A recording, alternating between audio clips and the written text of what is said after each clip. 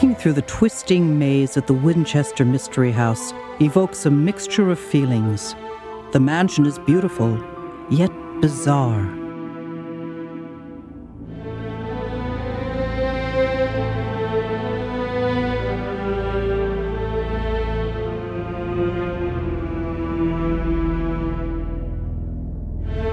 More questions arise than answers. Was it madness, or was it misguided genius that drove Sarah Winchester to build obsessively until the day she died?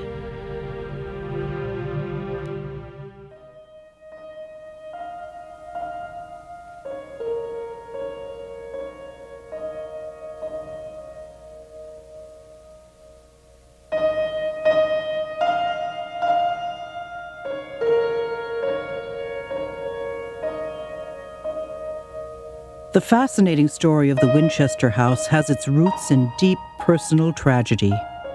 After losing her infant daughter Annie to a childhood illness, and 15 years later her husband to tuberculosis, Sarah was consumed by grief. Living on the Eastern Shore at the time, the bereaved Sarah visited a Boston medium to help ease the pain of her tragic losses.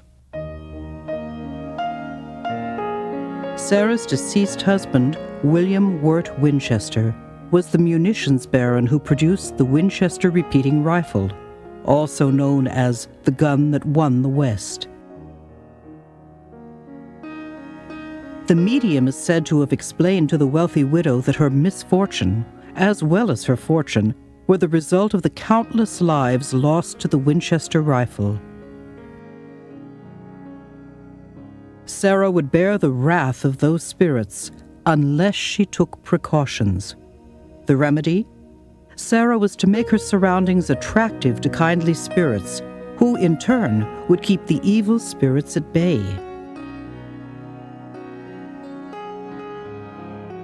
She was to build a house on which work would never cease, and as long as this occurred, she would live eternally. So, in 1884, Sarah traveled to California, purchased an 8-room farmhouse in San Jose, and began the work that would never stop until the day she died. She hired 22 carpenters who built 24 hours a day for 38 years.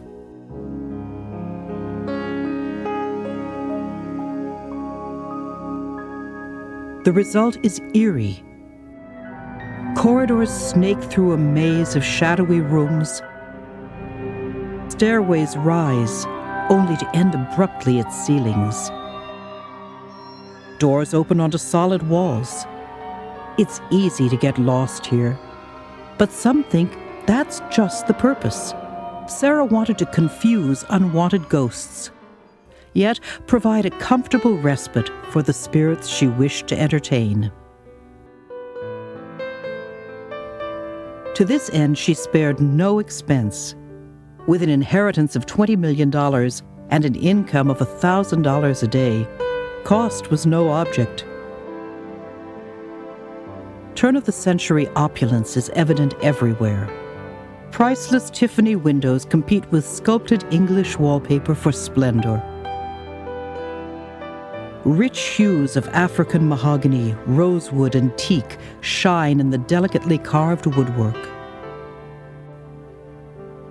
A full staff was required to keep the estate running. In addition to the carpenters who built and rebuilt at their boss's pleasure, Sarah also hired 20 domestic servants and 18 gardeners to cultivate the grounds. One of the gardeners' first tasks was to plant a 6-foot cypress hedge to conceal the estate from curious neighbors. Sarah paid her workers more than twice the going rate, yet she also fired them over the slightest disagreement. Those who stayed on learned to cater to her whims. One of those whims was that she would under no circumstances be seen without her veil. This photo, taken secretly, was surely an exception. Sarah cloaked herself in mystery, and it is the eccentric qualities of the mansion that attract thousands of visitors today. The number 13 abounds.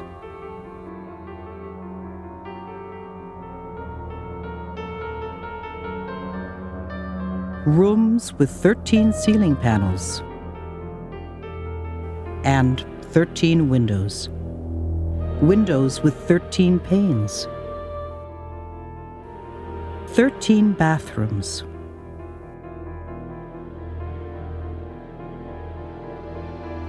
A glass window with 13 stones in a spiderweb pattern.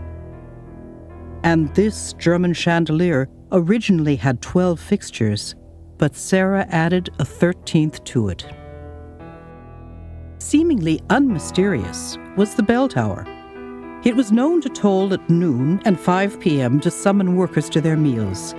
Yet, neighbors claimed that at midnight, the bell would toll again to summon Sarah to her nightly séance.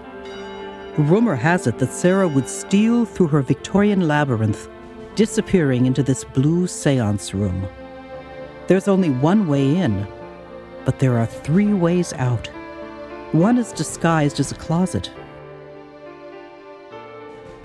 and another drops straight down to the kitchen sink on the level below. 13 coat hooks presumably awaited the cloaks of 13 ghostly guests. Here, it's said that Sarah would consult with the spirits for inspiration on the building process. The results of these nightly consultations are intriguing. Staircases that lead to nowhere. Doors on the 2nd floor opening into thin air.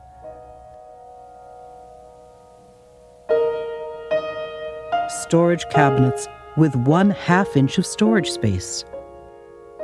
And skylights emerging from the floor. When Sarah left the séance room, she would select one of the mansion's 40 bedrooms. Sleeping in a different bedroom each night, Sarah was able to confound the evil spirits. But it must have proven confusing for Sarah's 20 domestic servants as well. Sarah found the solution in a servant call system, or annunciator. With it, her servants could quickly determine her whereabouts when she called. In fact, the annunciator is just one of the many innovative devices that Sarah integrated into the mansion. Others include carbide gas lights that were fed by the estate's own gas manufacturing plant. A specially designed window catch proved very practical. It was patterned after a Winchester rifle trigger and trip hammer, and an inside crank used to open and close outside window shutters eventually became the popular norm. Sarah is said to have patented this innovative porcelain laundry basin with its molded-in soap tray and washboard, although no record of this patent has been found. And in the North Conservatory, the slanted hardwood floors were removed when plants were watered. The runoff was captured and directed through a series of drain pipes to the garden below. So in addition to her otherworldly leanings, Sarah also had a very practical nature. In fact, some of the architectural oddities in the mansion could have practical explanations as well as mystical. For example, the odd switchback staircase that has 7 flights with 44 steps rising only 9 feet. Sarah requested the 2-inch easy risers to accommodate her arthritic condition. And the low ceilings and doorways may evoke claustrophobia in some, but they were plenty tall to allow the small Sarah an easy passage. The grounds also provide testimony to Sarah's ambiguous personality. The opulent, the mystical, and the practical are all present. Exquisite plants, trees, flowers, and shrubs grace the estate, imported from over 110 countries. From her gazebos, she could sit and enjoy her date palms, English yews, South American monkey puzzle tree, and Spanish firs. And the 4 fountains as they spread their glistening spray in the tranquil beauty created by Sarah. On the mystical side, there are 13 glass cupolas in the greenhouse and 13 fan palms lining the front driveway. The design on the estate's wrought iron front gates was thought to have a spiritualistic meaning for Sarah. Yet, we can only guess what that might have been. It's said that in an effort to placate the spirits of Native Americans killed by the Winchester rifle, Sarah placed this compelling statue at the estate entrance. It portrays Chief Little Fawn, a Native American who died defending his homeland. And on the practical side, Sarah was responsible for transforming her 161-acre estate into a working farm.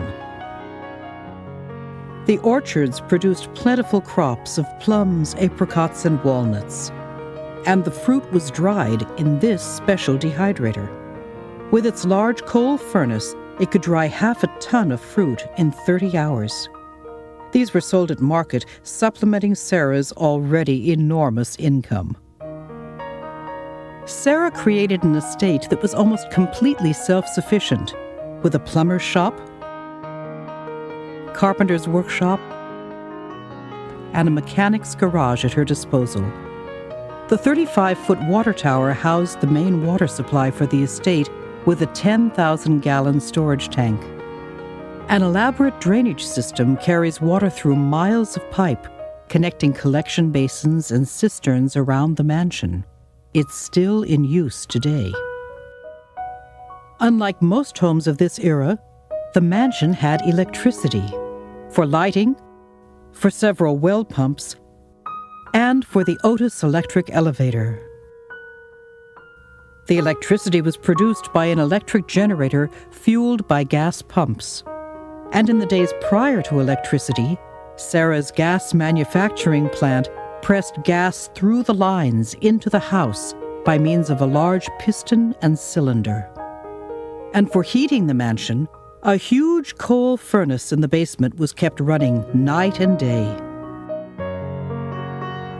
This iron grate is part of the innovative gravity-fed air heating system that Sarah had installed, in addition to the radiators and 47 fireplaces that helped maintain the warmth Sarah required for her arthritis.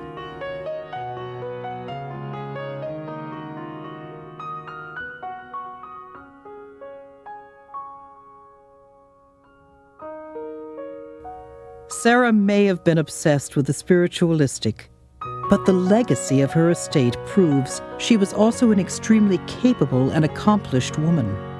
No other place exists quite like it. It's an architectural marvel with its rambling rooftops, its turrets, cornices, finials, towers, curved walls, and all manner of ornamentation.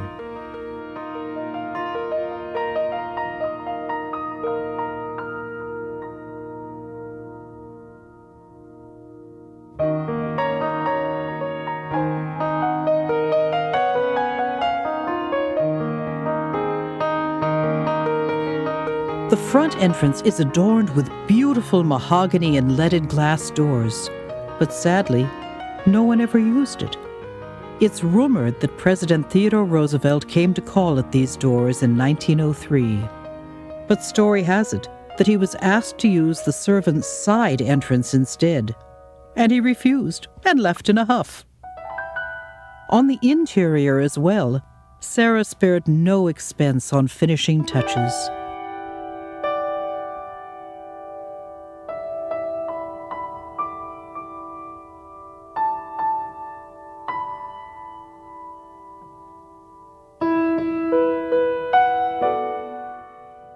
She was a woman with exquisite taste.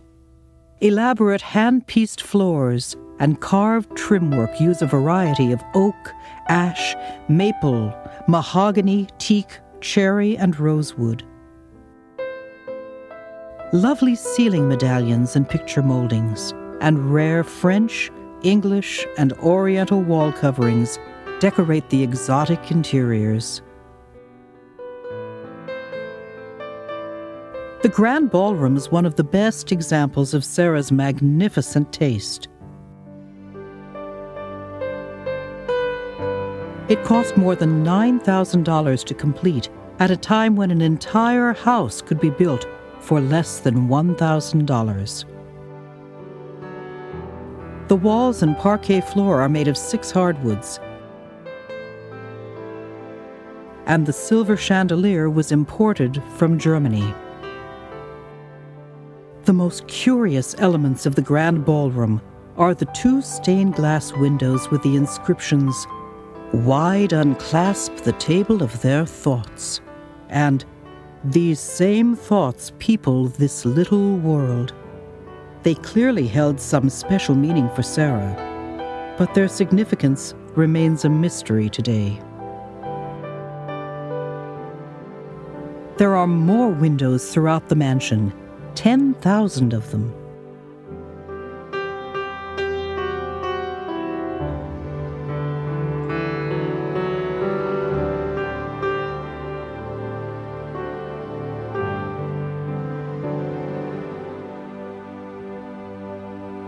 Some were custom designed in intriguing shapes, including triangles.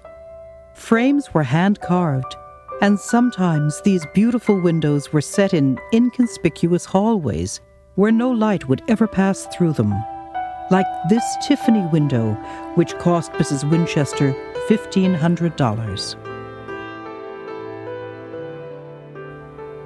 And so, the building and the adornment continued night and day. The mansion rose 7 stories.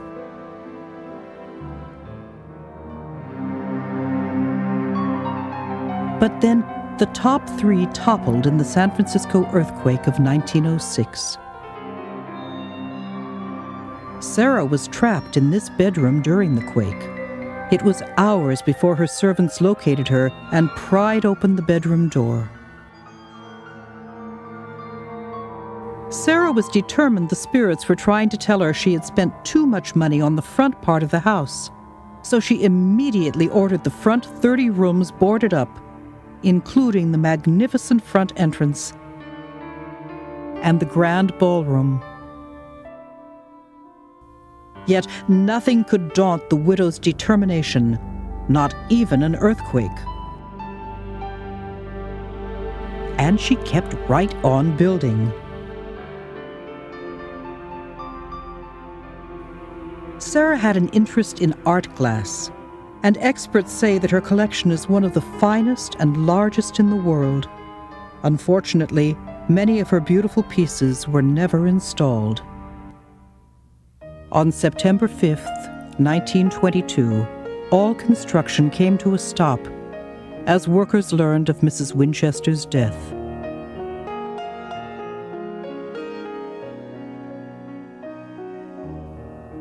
An unfinished dressing room for Sarah, servants' quarters, and a variety of other projects came to an abrupt halt. For nearly 38 years, the round-the-clock sawing, sanding, and hammering had been maintained. Were the spirits finally appeased?